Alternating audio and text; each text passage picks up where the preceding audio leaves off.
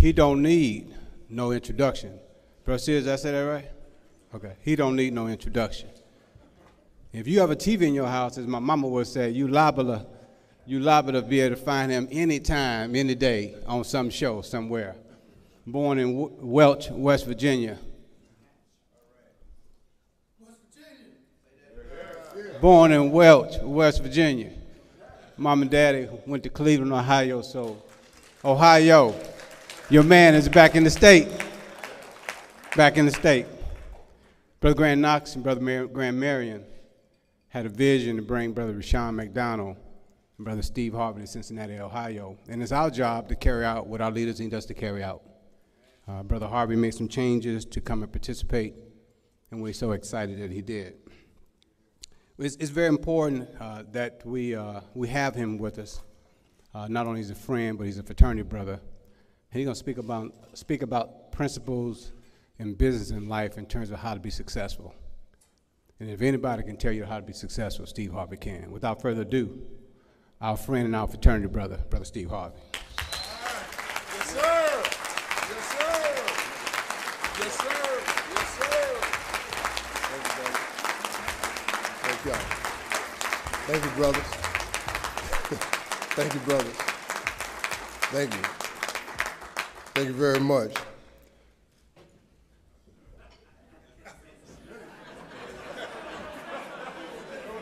Next time y'all have me here, I got to be brought in by him. Don't you bring me here no more, and I don't get brought in by him.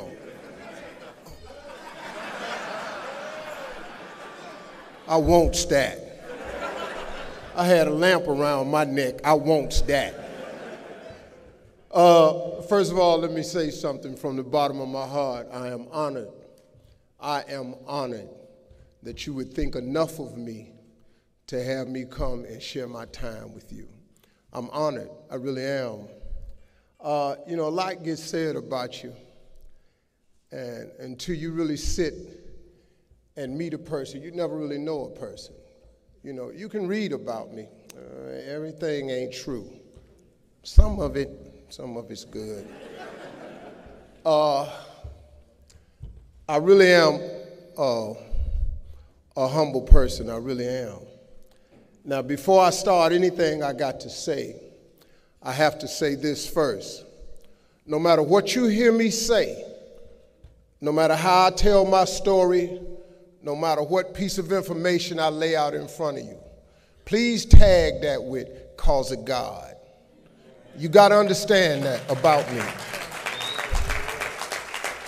Look, sometimes when I'm talking and I'm sharing, it sounds like I'm talking about myself.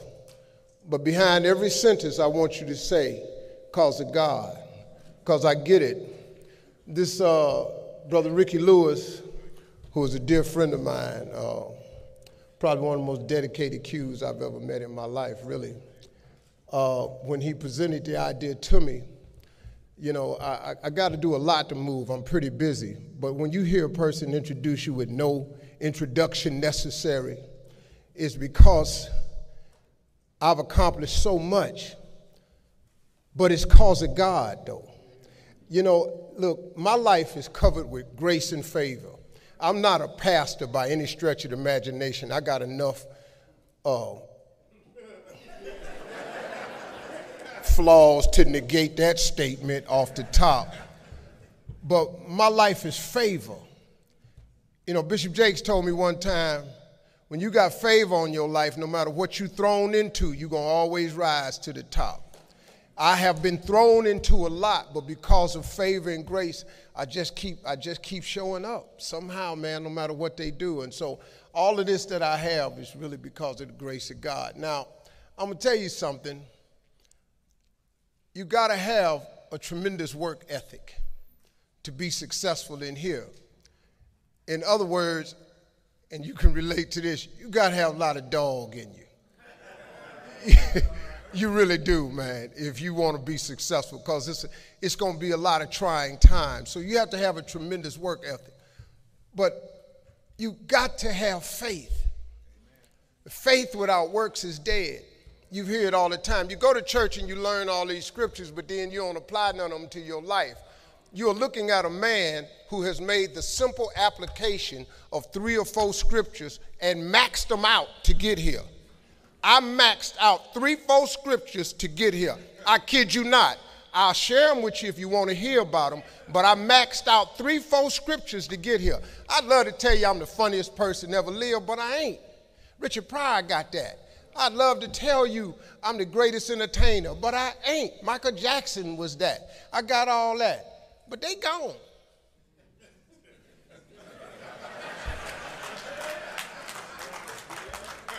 So I probably am.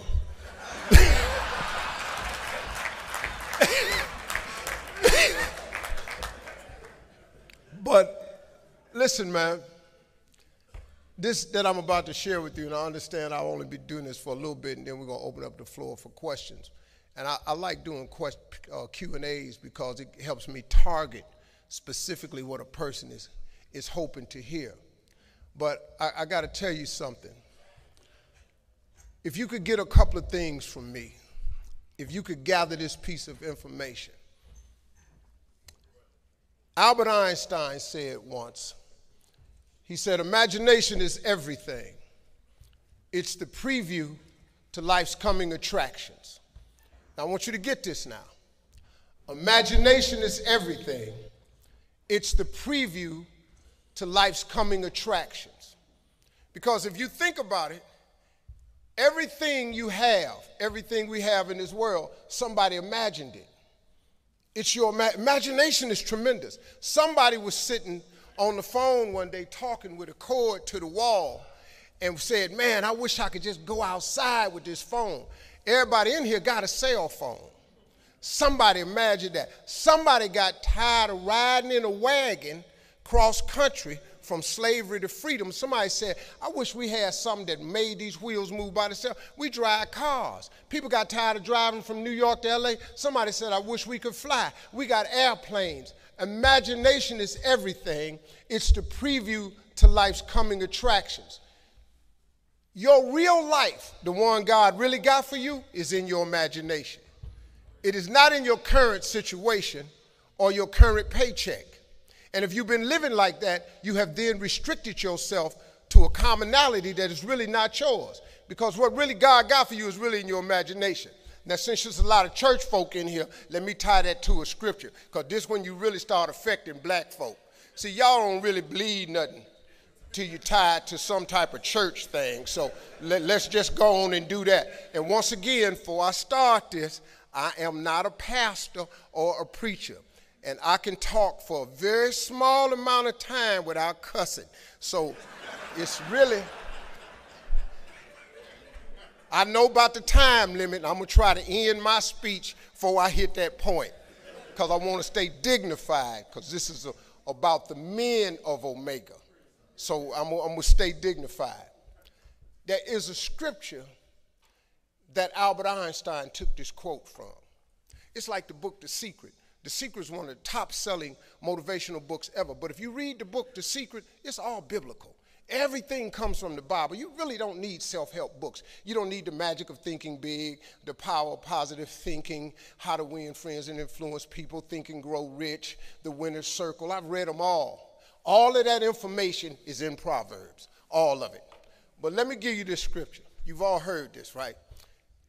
Faith is the substance of things hoped for and the evidence of things not seen. So when I told you a minute ago, you got to have a tremendous work ethic, but you got to have a lot of faith.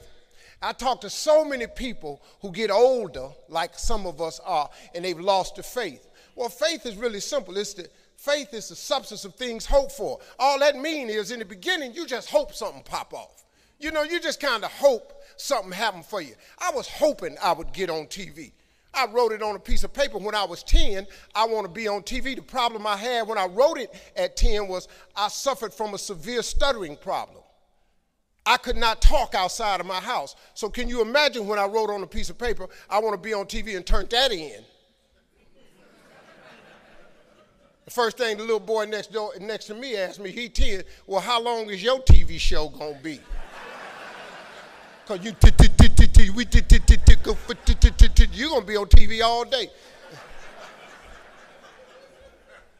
But when I wrote it on the paper, it wasn't factual. I was just hoping. You just got to start with the hope. Faith is the substance of things that you hope for. You just hope something, Joe.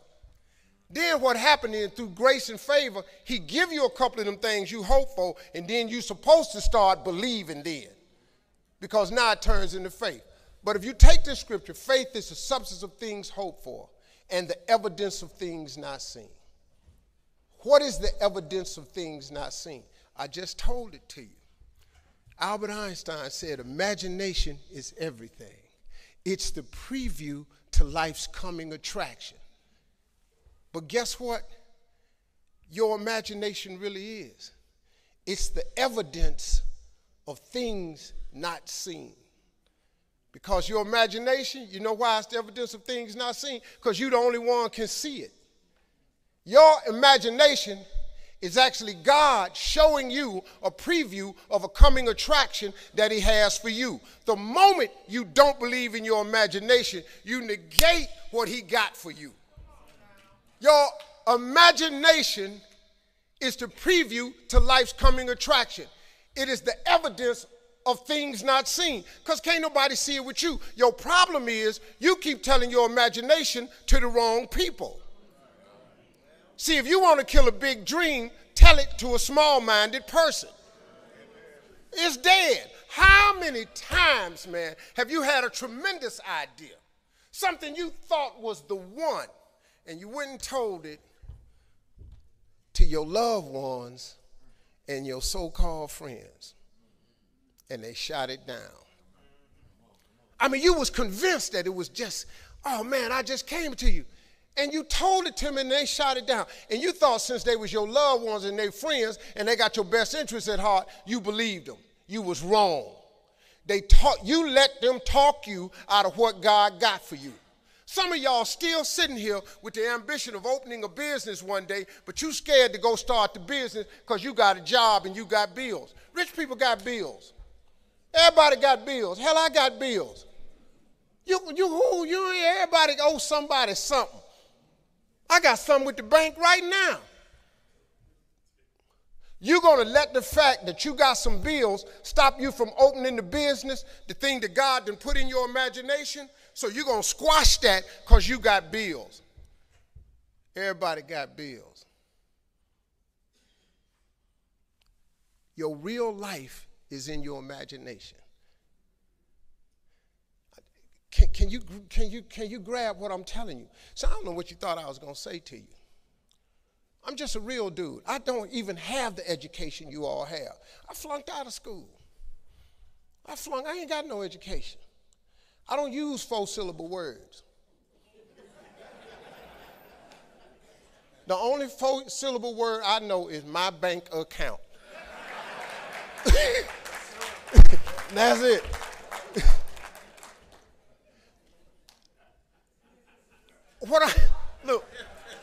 What I'm sharing with you is stuff that everybody can apply today. If you are sitting in here thinking that you're too old to listen to what Steve, hell, I'm 60. I'm 60 years old. I know.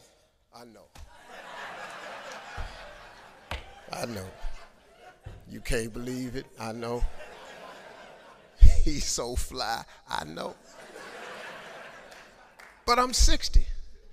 But I still rely on my imagination. See, if you think you're too old to make it, let me give you a prime example. Colonel Sanders. Colonel Sanders has been frying chicken his whole life.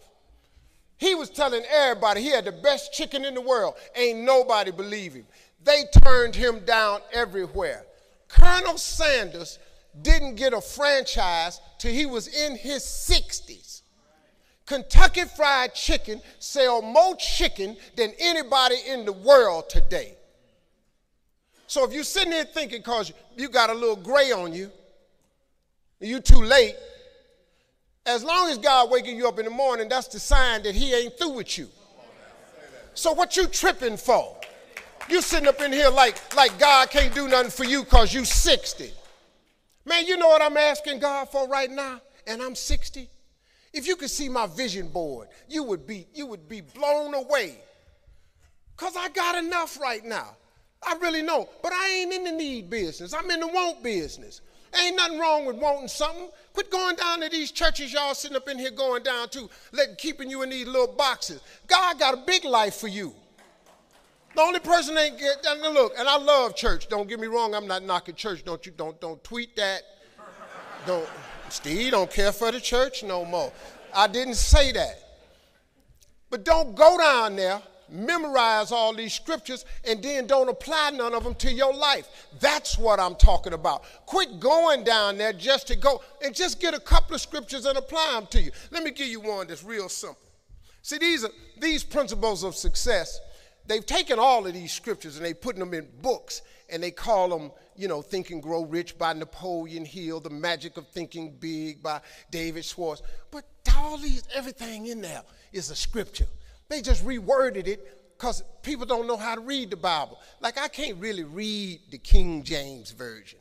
I can't. 4 verses of that, I go to sleep. Because hence, furthermore, whatsoever, whosoever, who is you talking about?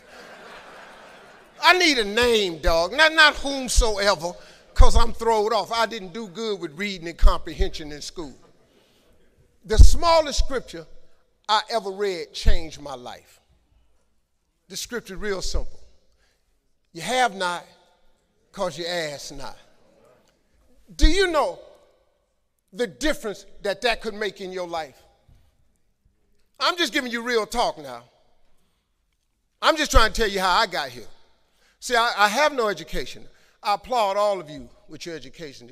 I've seen them talking to so many men who have in corporate America and all that. I'm in awe of that because I don't have that.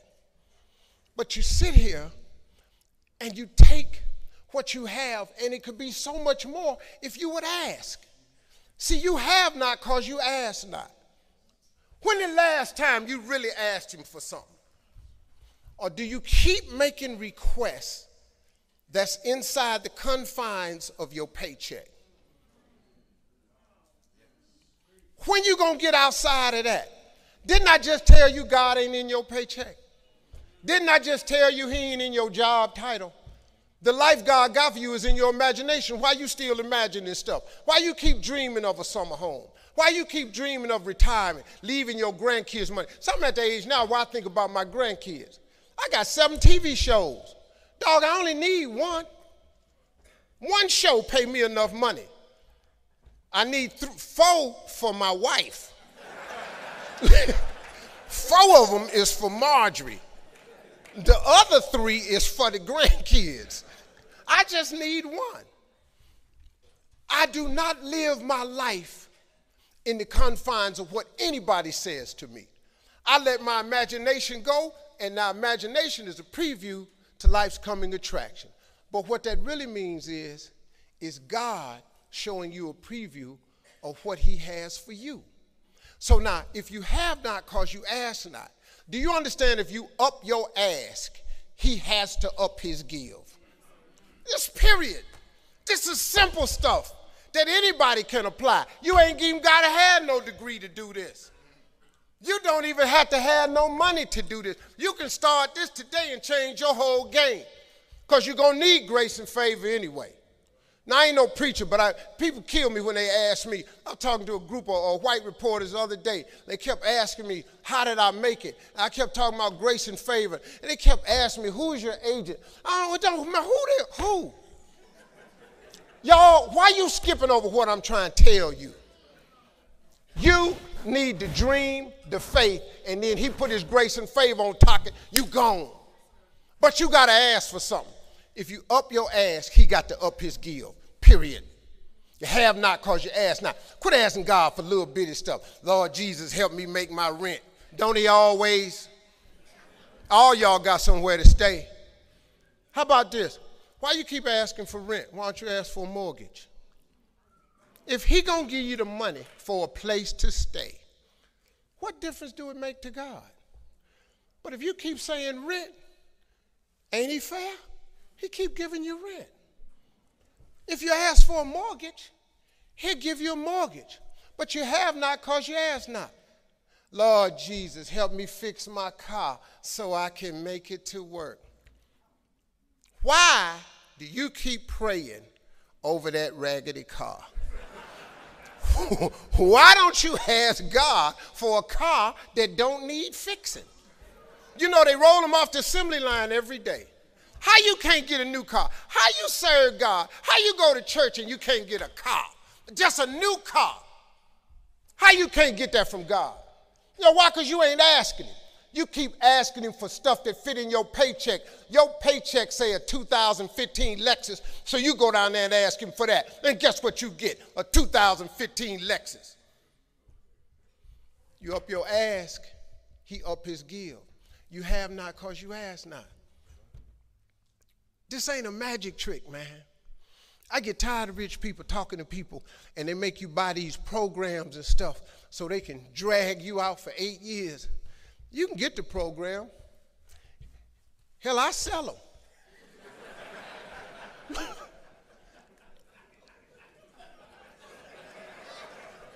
Did I just say that?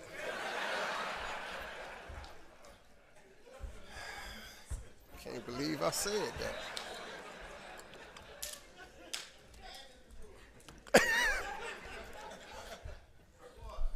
Listen, I have asked God for some tremendous stuff. Everything he hasn't given to me is on the way. I have no doubt about it. Why would he not? See, can I tell you what really prompted this thinking in me? When I was homeless, I lived in a car for 3 years. I made some decisions in my life, man, and threw myself off a cliff. My decision in October 8th, 1985, I walked into a comedy club for the first time on a dare from a girl. Jesus.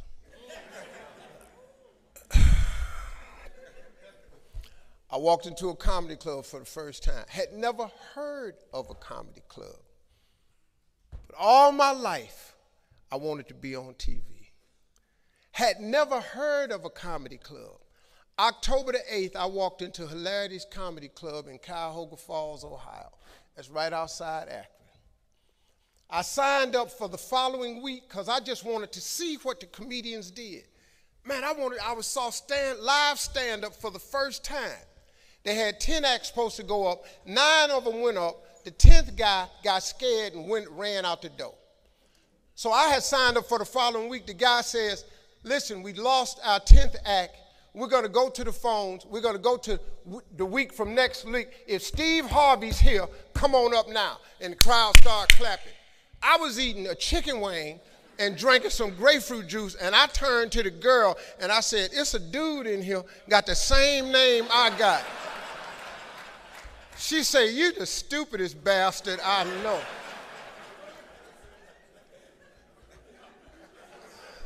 All right, I'm getting close to that. It's that time limit. I was hanging in there, Grand. I'm sorry. Sorry about that, Grand. How long was I up here for? Did I get 20 in?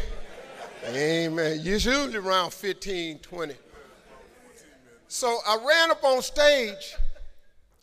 I don't even know what to do, but I just started talking about boxing and stuff that happened to me. Audience was hollering, laughing. They brought all 10 of us back up on stage. They had a clap off. I won the clap off. I won $50. I cried from Cuyahoga Falls to Cleveland. The girl kept saying, why you crying? It ain't but $50. I said, no, you don't understand. This way more than 50. This what I do. She said, what you mean this what you do? This just your first time. You don't understand. Something happened to me. I won amateur night. I went to work the next day, October 9th, 1985, and quit my job. You've all seen this book I got out in this video called Jump. Oh, I jumped. Now, I don't recommend that you do it that way. because 2 years later I was homeless. Because the first year of comedy I made $3,400. The next year I made $4,800. And the third year I made $5,300. I got a wife, a set of twins. I'm sending every dollar I got to them. So I tried to live on $50, $75 a week. Gas was 38 cents a gallon back then. I just stayed in my car. So I lived in my car for 3 years. 3 years I lived in my car. And what happened was, I just said, man, so I used to fish all the time to eat, because I'm a fisherman, I'm a bass fisherman. So I used to stop at lakes and ponds and just fish. And every night, every month, I get run off from somebody's land. Hey, get away from here. Hey, move along, that's not yours. Hey, stop fishing here. I just get run off. And he didn't understand. And one time I had fish on the line. They said, you got fish on that line? I said, yeah. Throw them back. I had to throw them back because I used to stop at rest areas with them little cast iron grills. I kept charcoal in my car. I started a fire and I eat fish. There's some days I wouldn't eat. So they thought I was just fishing, but I was eating. So I said one day, I said, man, you know what? One day, man, I'm going to get myself some land. I'm buy myself a piece of dirt. So fast forward, God bless me. I get on TV when I'm 38. I'm on Showtime at the Apollo. Lord, have mercy. They gave me my money. I saved my money up. I saved $250,000. I said, I'm going to give me some land. I went to Texas, and I'm about to buy some land. But before I went to buy the land, I was curious. I just had the thought. I said, man, I wonder how much land is on earth? How many acres is on earth? Because, you know, it's not going to change. You know, God lets you fly. God lets you dive on the water. God don't let you make dirt. Can't make dirt. So I looked it up. It's roughly over, just a little bit over, 36 billion acres of land. 36 billion acres of land. So I just got a little bit more curious, and I said, well, how many people on earth? I looked it up, and there's about 6 billion people on earth. So I did some Steve Harvey thinking. I said, okay, if it's 36 billion acres of land, and it's about 6 billion people on earth, everybody ought to have 6 acres of land. Not just me, you know, just thinking. So I asked God, could I have 6 acres? That's all I wanted. Because you know the one thing I wanted? I didn't care if I put a house on it or nothing. I just wanted to be a stand somewhere and couldn't nobody run me off. I just wanted.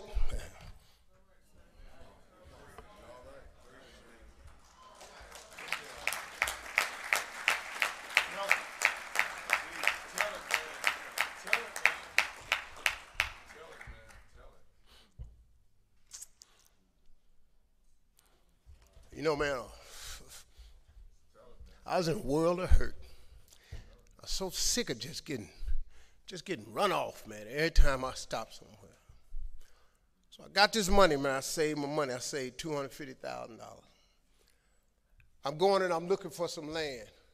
The first day I get there, I see a piece of land in Texas, so beautiful, I couldn't believe it. It had rolling hills, had a pond on it where I could fish. The dude took me over there. I look at the land, and I'm looking out. I said, man, this is great right here. I said, sir, how much is this right here? He said, well, it's about $600,000. I said, man, I ain't got that kind of money. He said, well, how much do you have? I said, I got $250,000. I said, well, let me think about it, man.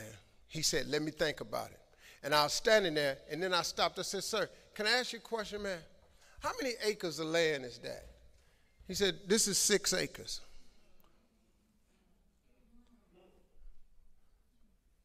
Six years ago, I just asked God, just give me 6. See, I didn't want a whole lot of acres. I just wanted my cut. Just give me my 6. And so I said, ain't this crazy? So I thought about it.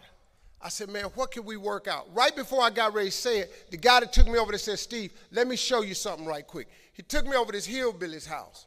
Took me over to this hillbilly house named Jerry Campbell. Now, I don't really care for hillbillies because, we don't, I just, when your voice, I believe and I don't let. When I hear that, me and you probably ain't going to work out. I'm from Cleveland. I do things. I don't want no trouble. I met this hillbilly. I was a little nervous about meeting him, man, because I didn't like the way he talked, but mess around, turned out to be one of the finest men I ever met in my life. Became a father figure to me. It's an old white man. He took me to his house. He said, let me show you something. He took me over and showed me this land, and it was massive. It had 3 lakes on it. It had rolling hills. It had trees. It was unbelievable, man. I said, man, this is incredible. I said, man, how much is this? He said, this 16 acres. I said, hey, man, I ain't got that kind of money. Let me go on back over here to this dude where Mike can cut a deal. He said, well, let me ask you something. What was you going to give that man over there? I said, well, I hadn't worked it out yet because all I got is $250,000. He said, well, listen, I'm in a little bit of a tight right now. Said, if you can bring me $250,000 cash by tomorrow, I'll give you this 16 acres.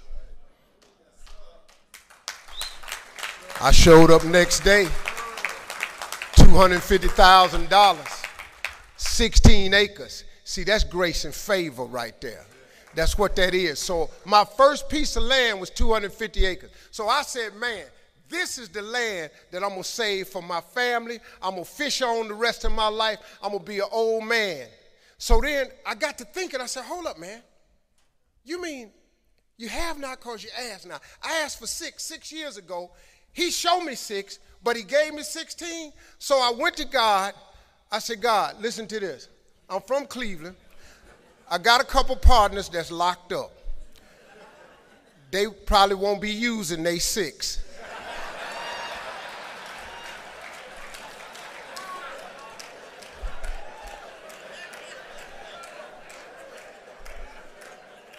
So I said, Lord, could I have a 6? And he said, yeah.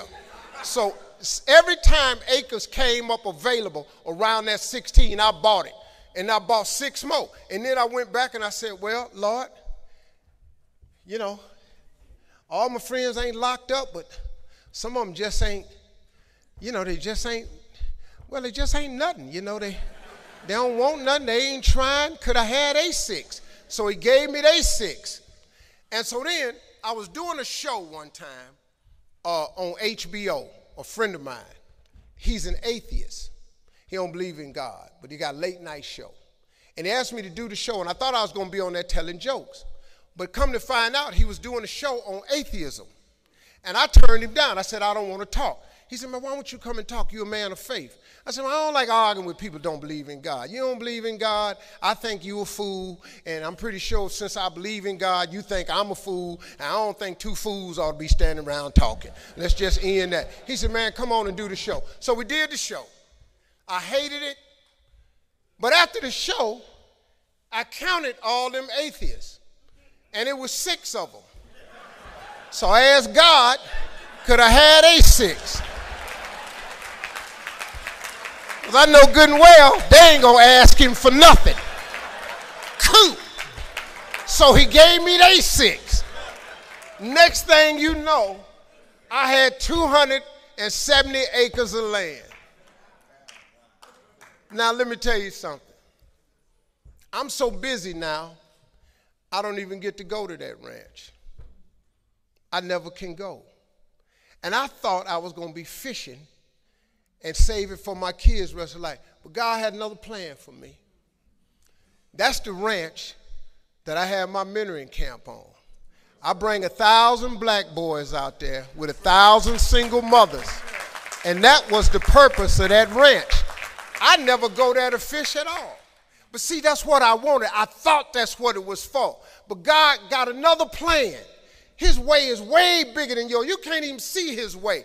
But you got to start to hustle. You got to give God something to work with. Look, if you start hustling and grinding, he'll fill it up for you. But if you ain't got no hustle and no grind, he can't fill it up. So guess what? I don't ever go there to use that land for fishing or not. But I'm changing boys' lives over there. But on top of all that, you know how many houses he done gave me? I'm telling you about God. Remember what I told you when I first started? Every statement I sound, when it sounds like I'm talking about myself, remember I said, say, cause of God. You know how many houses I got now?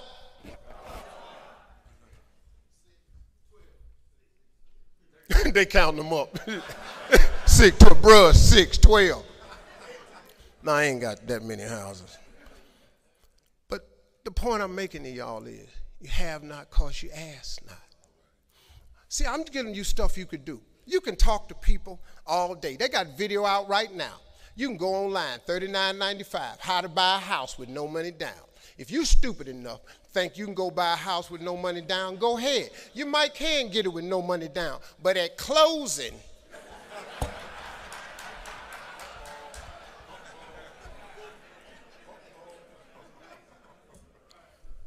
see, my story is really a story about faith. Really is, man. I come out the dirt. I have no college degree. All of my children do. I got 7 kids. I sent every last one of them to college. I got 3 boys. 2 boys come out of Morehouse. I got a daughter that come out of Spelman and Berkeley. I got 2 daughters went to Hampton, and then graduated from Ohio State. I made sure all my kids went to college because I know they got to have that education. Well, Daddy, you didn't go to college. Well, your ass ain't got no jokes.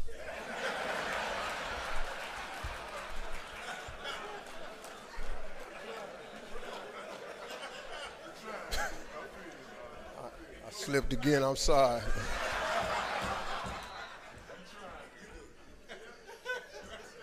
That came, I ain't even know that got out there. I threw that one out there and I felt pretty good. I said, why is they laughing like that?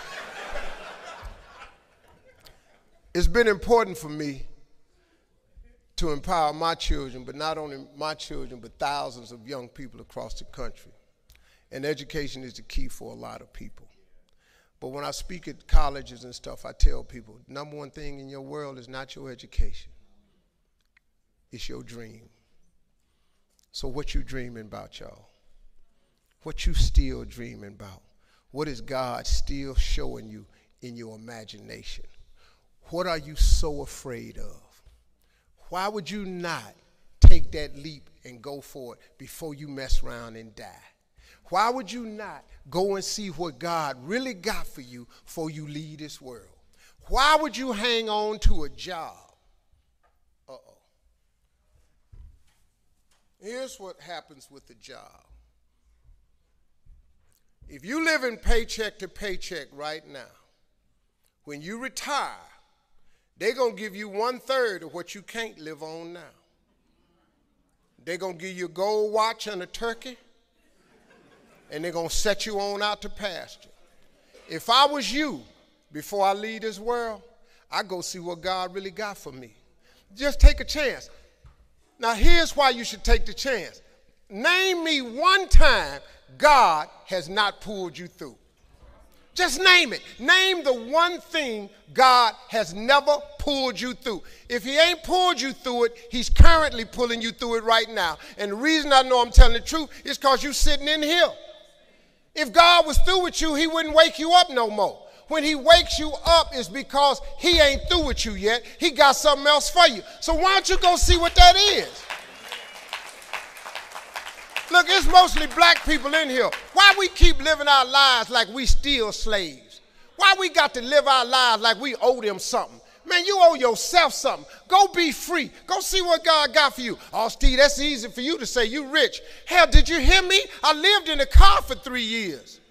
On October 8th, I won $50. October 9th, I quit. How big a jump you want to take? You ain't even got to do that. A lot of y'all got savings. You may not have 3 years up, but you only need a little bit.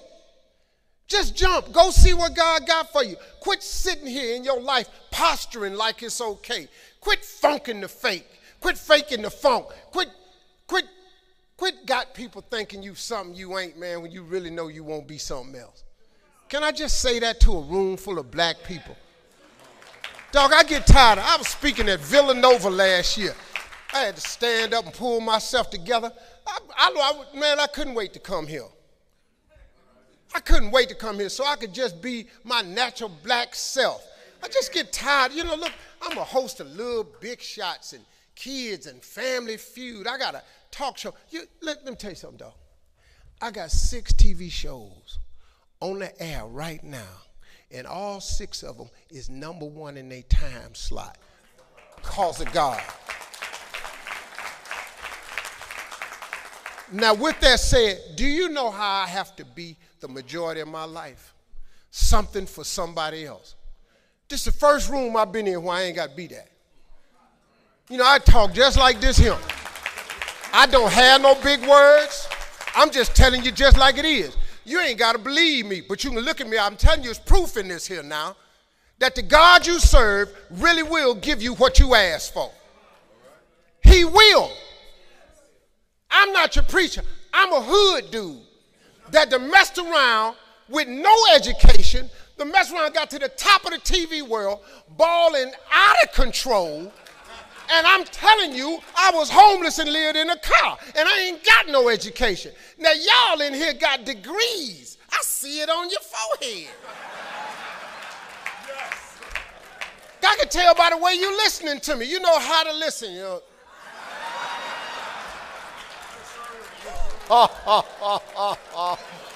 Oh my God, this Negro's humorous. I see it on you. I feel when I'm around educated people. I know you know how to study it and math. I can look at you and I'm so proud of you. But hey, man, the next level. Go make yourself some money. You ain't got to make $1 million, but 300,000, nice. 300,000, nice, dog. See, the reason I know how to talk like this, I've been at every economic level there is. Because my father was rough, man. Let me tell you a story. I was in college. My father didn't help me. I got in real bad trouble one time. I called home and said, Dad, I need some money. All right. So 4 days later, in the mail, an envelope came. It had 2 index cards so you couldn't see the money. When I opened it up, it had a note on the index card, and it was a $5 bill in there. I pulled it out, saw the $5. The note said, this shit gonna have to stop.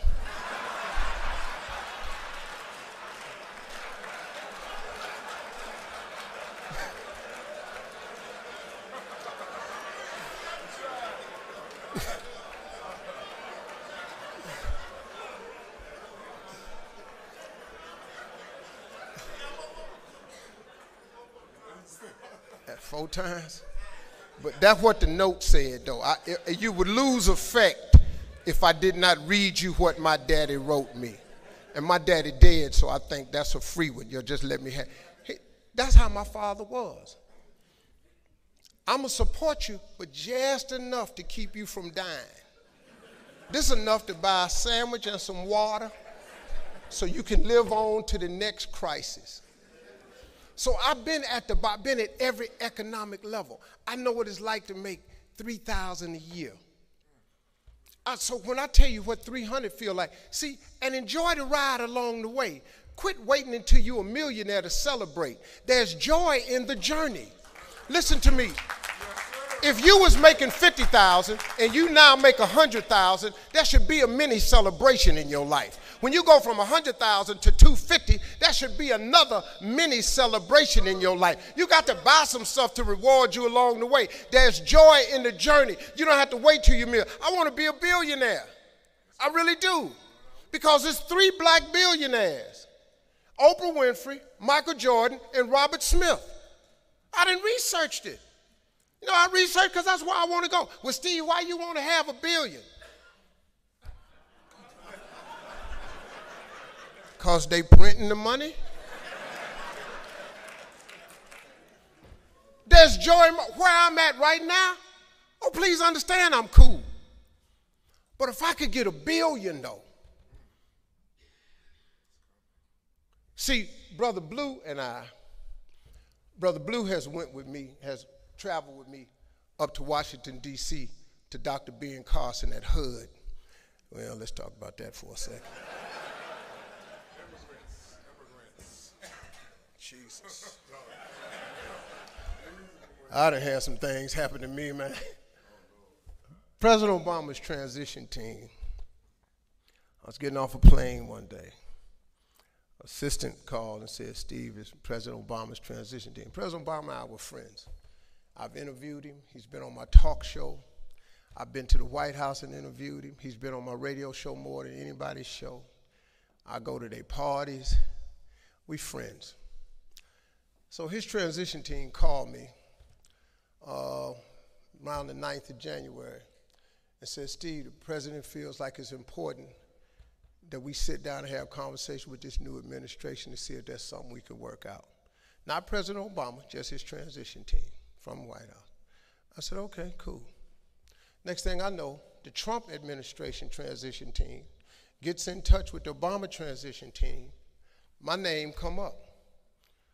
So on January 13th, they asked me to come to Trump Towers to meet with Donald Trump. Now, the hell I caught